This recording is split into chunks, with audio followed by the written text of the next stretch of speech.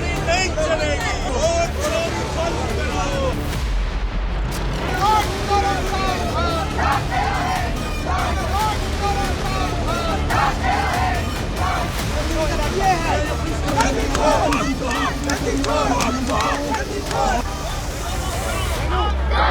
Constitution को बचाने की लड़ाई है, वन मैन वन वोट की लड़ाई है। मोदी शाह कायर है, अरे मोदी शाह कायर है।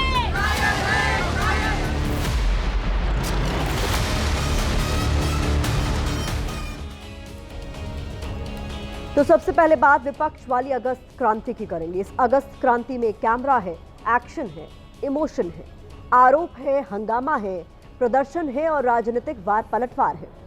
आज विपक्ष वोट चोरी की लड़ाई को संसद के साथ सड़क पर ले आया। वोटर वेरिफिकेशन और चुनाव में वोट चोरी के आरोप पर विपक्षी सांसदों ने विशाल मार्च निकाला। राहुल गांधी, प्रियंका गांधी और अखिलेश यादव समेत करीब 300 विपक्षी सांसद इस मार्च में शामिल हुए। मार्च की शुरुआत संसद के मकर द्वार से हुई। ये मार्च चुनाव आयोग के दफ्तर तक निकाला जाना था। हालांकि मार्च को पुलिस ने बीच में ही रोक लिया क्योंकि विपक्ष के मार्च को परमिशन नहीं दी गई थी। इसके अलावा वोट चोरी के आरोपों पर बातचीत के लिए ईसी ने 30 सांसदों को बुलाया था, लेकिन 30 की जगह लगभग 300 विपक्षी सांसद चुनाव आयोग के दफ्तर की तरफ निकल पड़े। इस दौरान विपक्षी नेताओं के ऐसे दृश्य सामने आए जो अक्सर कम ही नजर आते हैं। समाजवादी पार्टी के सांसद और अध्यक्ष अखिलेश यादव पुलिस बैरिकेडिंग के ऊपर से कूदते नजर आए। विपक्षी सांसदों के बीच से अखिलेश यादव बैरिकेड पर चढ़े और छलांग लगा दी। अखिलेश यादव ने कूदकर बैरिकेड की जो बाधा है उसे पार किया। इसके साथ ही राहुल गांधी और प्रियंका गांधी को पुलिस ने हिरासत में लिया। प्रियंका गांधी सड़क से लेकर पुलिस की बस तक नारेबाजी करती नजर आई।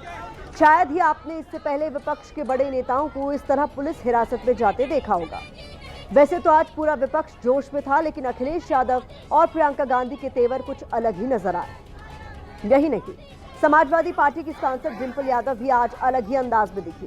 पुलिस की तरफ से रोके जाने के बाद जब सांसद सड़क पर ही धरने पर बैठे थे तो डिंपल यादव और प्रियंका गांधी समेत कई महिला सांसद भी वहीं धरने पर बैठ गई और नारेबाजी करने लगी। यानी एसआईआर और वोट चोरी के आरोपों पर विपक्ष काफी आक्रामक है और सरकार से हर तरह की सियासी लड़ाई लड़ने के लिए तैयार। पहले हम आपको विपक्ष के मार्च की वीडियो रिपोर्ट दिखाते हैं, इसके बाद इस मार्च के पीछे की सियासत को आपके लिए डिकोड करेंगे।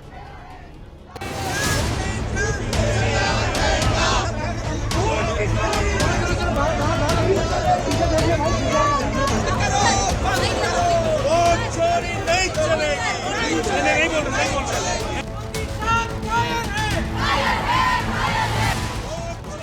तो ऐसा कम ही देखने को मिलता है कि किसी एक मुद्दे पर विपक्ष के ज्यादातर सांसद एक साथ एक दिशा में चले। वोटर वेरिफिकेशन और वोट चोरी के खिलाफ सियासी लड़ाई ने विपक्षी दलों को सरकार के खिलाफ एक साथ एक पाले में आने का मौका दिया है। जो टीएमसी विपक्ष की बैठक से अक्सर दूरी बनाती है, वो भी इस सियासी लड़ाई में विपक्ष के कंधे से कंधा मिलाकर चल रही है।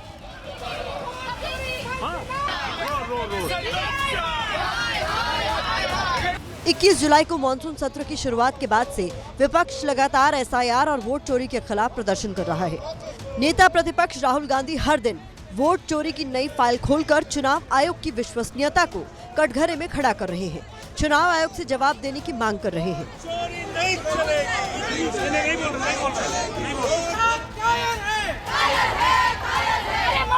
इसी सिलसिले में चुनाव आयोग ने 30 विपक्षी सांसदों को मिलने के लिए बुलाया।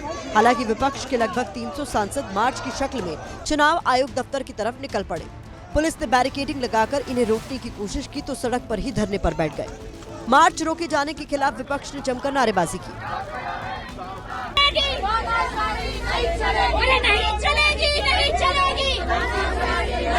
लोकतंत्र से खेलना बंद करो, बंद करो, बंद करो। लोकतंत्र से खेलना बंद करो, बंद करो, बंद करो।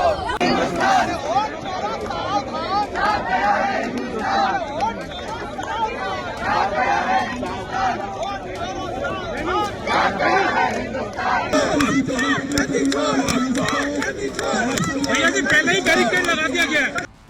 इसके बाद समाजवादी पार्टी अध्यक्ष अखिलेश यादव बैरिकेड कूदकर आगे बढ़ने लगे। तब पुलिस ने कार्रवाई करते हुए विपक्ष के सांसदों को हिरासत में ले लिया। राहुल गांधी, प्रियंका गांधी और अखिलेश यादव समेत विपक्ष के सांसदों को पुलिस ने बस में बिठा दिया। तुम्हारे पास भी रिकॉर्डिंग होगी रामपुर की, मिल्कीपुर की, कुंदरकी की, मीरापुर की। आप वो आर्काइव से निकालिए और आप पूरे दिन देश को दिखाइए कि किस तरीके से सरकार ने और पुलिस ने मिलकर के वोट लूटे थे, डकैती की थी और ऐसे अधिकारी लगा करके रिवॉल्वर फायरिंग करा करके हमारा वोट रोका था।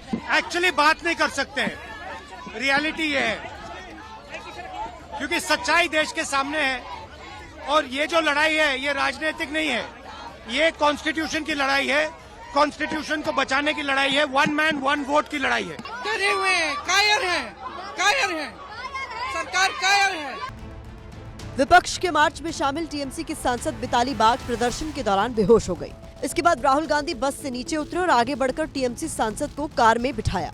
पुलिस विपक्षी सांसदों को संसद मार्ग थाने लेकर गई, जहां करीब 1 घंटे तक उन्हें बिठाकर रखा गया। 30 के लगभग एमपीज की परमिशन थी इलेक्शन कमीशन ऑफ इंडिया से। उनमें नंबर ज्यादा होने का उनको डिटेन किया गया। उनको बताया गया कि 30 की परमिशन है, कोई भी 30 लोग आप में से आ सकते हैं, बट नंबर उनका काफी ज्यादा था, उसके कारण उनको डिटेन किया। बाद में पुलिस ने विपक्षी सांसदों को छोड़ दिया। थाने से बाहर आने के बाद भी विपक्ष के तेवर कम नहीं हुए।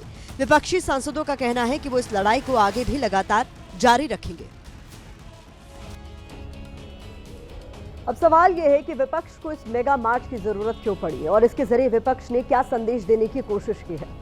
दरअसल विपक्ष सरकार को ये दिखाना चाहता है कि वोटर वेरिफिकेशन और वोट चोरी के आरोपों पर वो पूरी तरह एकजुट है, क्योंकि टीएमसी और खुद को इंडिया गठबंधन से अलग बताने वाली आम आदमी पार्टी भी विपक्ष के मार्च का हिस्सा बनी है।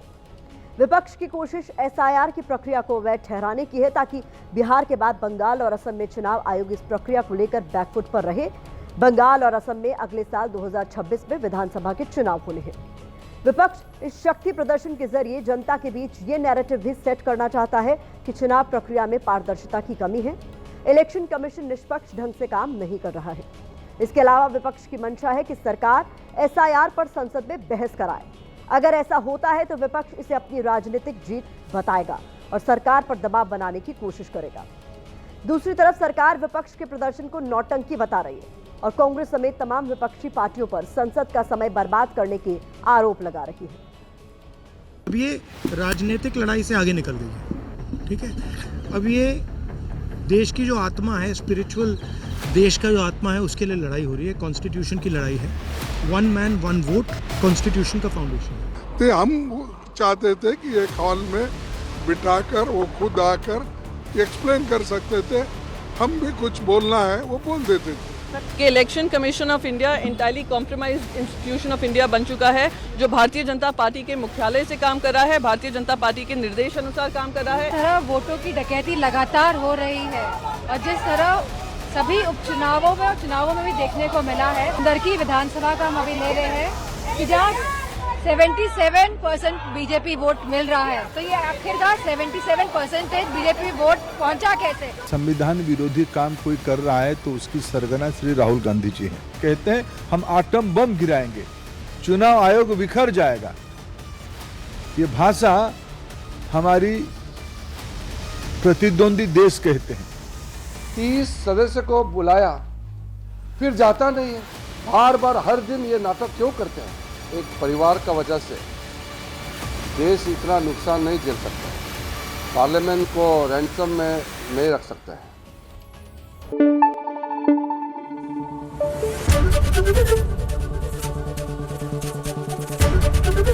एबीपी न्यूज आपको रखे आगे।